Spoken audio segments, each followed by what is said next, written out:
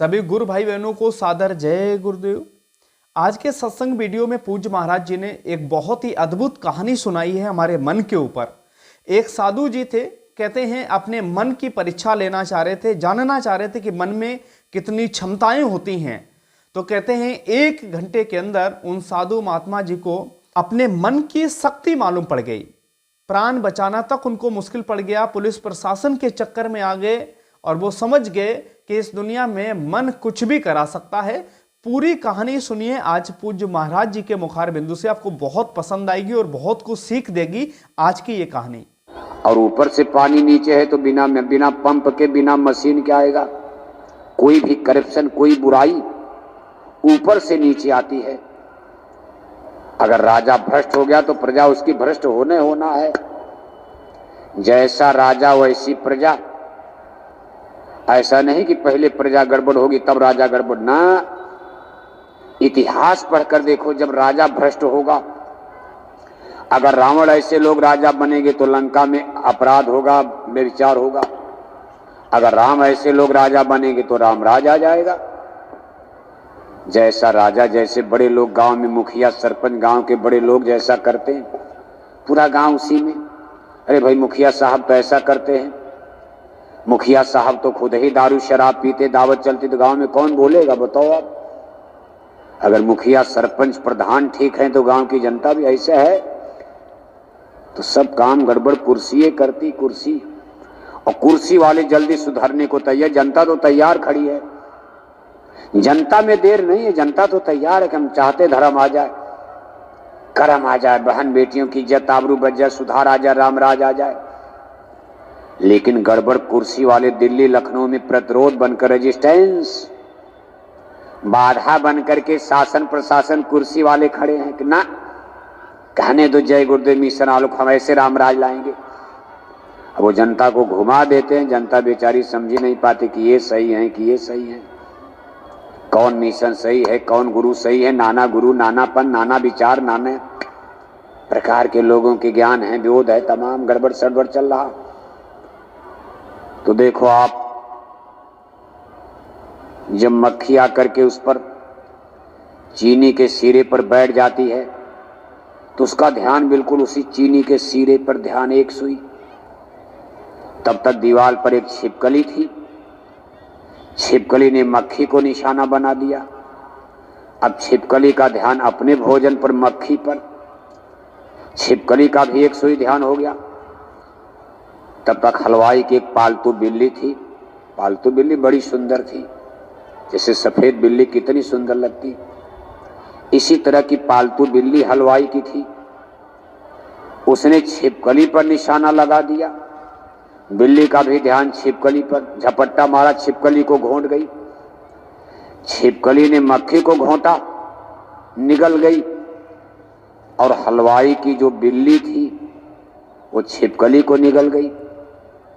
तब तक बाहर कुछ ग्राहक खड़े थे, गांव वाले, वो भी मिठाई खरीद रहे थे, जलेबी।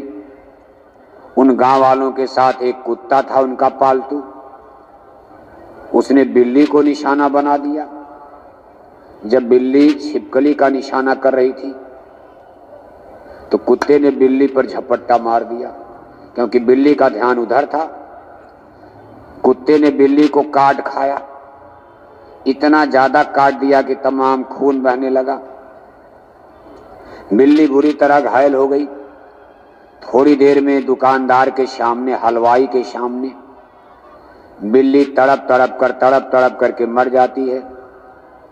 हलवाई को चढ़ा गुस्सा, उसने गांव वालों से कहा, भाई आपके कुत्ते ने हमारी बिल्ली को मार डाला।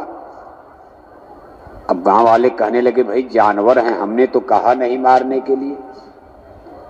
अब यह है कि कैसे घटना हो गई, अब क्या किया जाए, संजोग। हमने तो रोकना चाहा लेकिन कुत्ते ने झपट्टा मार दिया। हम तो इधर जलेबी खरीद रहे थे, तब तक कुत्ते ने उधर काम कर दिया। हलवाई को बार बार गुस्सा, फिर गाली गलौज खड़ा हो गया। अब हलवाई और गांव वालों में झगड़ा हो गया। अगल बगल पास पड़ोस के जो दुकानदार थे उनकी गोल अलग, वो अपनी गोल में आ गए। दुकानदार हलवाई की तरफ से हो गए, और जो गांव के लोग बाजार में आए थे ग्राहक खरीदारी करने, वो लोग एक तरफ हो गए। बने रहिए वीडियो के आखिर तक। अब उन लोगों में झगड़ा हो गया, बाजार के हलवाई बनिया एक तरफ और गांव वाले एक तरफ। दंगा हो गया। दंगा माने राइट हो गया।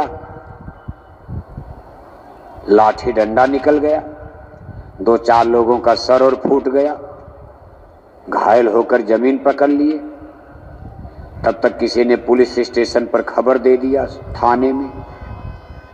इंस्पेक्टर अपनी पूरी फोर्स लेकर पहुंचे। कुछ लोग भगे, कुछ लोग पकड़ लिए गए। घायल लोग कहां जाएंगे? अब जो घायल बर के जमीन पर गिरा उनको अस्पताल पहुंचाया गया और कुछ लोगों को पुलिस ने गिरफ्तार किया जो मौके पर मिल गए। कहा इनसे गवाही ली जाए, भाई गलती किसकी है, कैसे झगड़ा हुआ। तब तक एक सिपाही की दृष्टि महात्मा जी पर गई जो बेंच पर बैठ के जलेबी काट रहे थे। अरे कहा इस साधु को भी पकड़ो, इसने सब तमाशा देखा है, इनको भी पकड़ करके थाने में ले चलो, इनसे भी गवाही ली जाएगी। सिपाही ने साधु का हाथ पकड़ लिया, कहा चलो आपको थाने चलना। अब साधु जी बेचारे कांपने लगे। कहा अरे मन हमको तो छोड़ दे, हे मन तेरा खेल हमने देख लिया, हमको तो माफ कर। तब तक इंस्पेक्टर साहब आ गए, दरोगा साहब। दरोगा साहब के मन में विचार आया। अरे कहा भाई इस साधु को क्यों परेशान कर रहे हो, बहता जोगी रमता पानी। ये गरीब आदमी साधु सन्यासी जंगल पहाड़ में वास करने वाले, इस गरीब आदमी महात्मा को क्यों परेशान करोगे। अरे गवाही लेनी है तो गांव वालों से, ये बाजार वाले, इनको पकड़ कर ले चलो, टोले मोहल्ले तमाम लोग। इस साधु सन्यासी को क्यों गिरफ्तार कर लिया, छोड़ो इसको। अब देखो दरोगा के मन में विचार आ गया, उसने साधु जी को छुड़वा दिया। जब साधु जी वहां से छूटे तो बड़े जोर से जंगल की तरफ भागे। तुरंत भागकर जंगल में गए, बाजार से बाहर निकल गए और जाकर कहने लगे अरे मन तेरा तमाशा मैंने आज देख लिया, तू तो 1 घंटे में विश्व युद्ध करवा देगा। अगर इसी तरह कोई प्रधानमंत्री की खोपड़ी पर तू चढ़ गया और एक प्रधानमंत्री ने किसी देश पर परमाणु बम गिरा दिया, न्यूक्लियर वेपन्स, तो दूसरा देश उस पर परमाणु बम गिरा देगा, फिर तीसरा देश कूद पड़ेगा उसका साथी, फिर चौथा देश उसकी तरफ से हो जाएगा। इस तरह तो WW3 तीसरा विश्व युद्ध शुरू होने में देर क्या लगेगी। परमाणु बम राग बनेंगे, महानगर, सारे बड़े बड़े नगर महानगर जलकर घंटे 2 घंटे में भस्म हो जाएंगे। ये मन का खेल। हे मन आज तूने हमको तो छोड़ दिया, क्योंकि मन तो सबके अंदर वही है। अब देखो आप, जो मन मक्खी के अंदर, वही मन छिपकली के अंदर, वही मन बिल्ली के अंदर, सब जबान के टेस्ट में, सब जबान के स्वाद में मारे जा रहे हैं। मक्खी मारी गई जबान के स्वाद में, जबान का स्वाद मन ही तो लेता है, मन। छिपकली मारी गई जबान के स्वाद में, बिल्ली मारी गई जबान के स्वाद में, कुत्ते ने जबान के स्वाद में इतना बड़ा घटना करा दिया। सबके अंदर वही मन, दुकानदार के अंदर वही मन, हलवाई के अंदर वही मन, पुलिस के अंदर जो कह रहा है इस साधु को भी ले चलो थाने, वही मन दरोगा इंस्पेक्टर के अंदर जो कह रहा ना इनको छोड़ दो। सबके अंदर जो मन, सास के अंदर वही मन, बहू के अंदर जो मन, बाप के अंदर वही मन, बेटी के अंदर जो मन, हिंदू के अंदर वही मन, मुसलमान के अंदर। और सबके अंदर देखो पॉइजन, जहरीले रसायन, इनके वहां टैंक बने हैं जिसमें काम, क्रोध, लोभ, अहंकार, जैसे टैंक में थैले में भरा रहता, सबके अंदर जहर भरा हुआ है। ये जहर जब तक निकल नहीं जाएगा तब तक ये मन मरेगा नहीं। ये मन की खुराक है।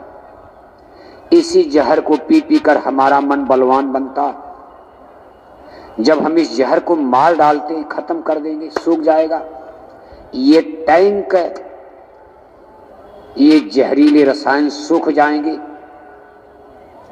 तब हमारा मन शुष्क पड़ने लगता है। जिन्होंने मार मन डाला उन्हीं को शूरमा कहना। इतनी परिस्थिति पैदा हो तो मान लिया जब मन मर गया, अभी नहीं मरा। मन न मरी माया न मरी, मरी मर जाए शरीर, मर जाओगे मन नहीं मरेगा। और जब तक मन नहीं मरेगा तब तक गाय बैल कुत्ता बिल्ला बनते रहोगे, जन्मना मरना नरक में यहाँ वहां। अमर देश सतलोक चलने के लिए मन से पिंड छुड़ाना पड़ेगा। इस साथी की दोस्ती खत्म करनी पड़ेगी।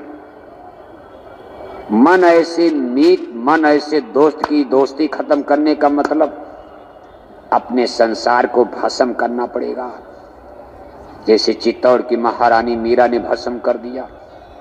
भक्तों का इतिहास पढ़ो। त्रेता द्वापर में तो भक्ति के प्रमाण बहुत कम मिलते हैं, लेकिन इस कलयुग में जब से संत पधारे हैं, कलयुग संतों का युग माना जा रहा। इस कलयुग में जब संतों के अवतरण हुए हैं। यदि आज का सत्संग वीडियो आप सभी लोगों को पसंद आया है तो हमारे वीडियो को लाइक करें, हमारे चैनल को सब्सक्राइब कर लीजिए ताकि और भी सत्संग से जुड़े हुए वीडियोज मैं आप सभी लोगों तक पहुंचा सकूं। बहुत बहुत धन्यवाद।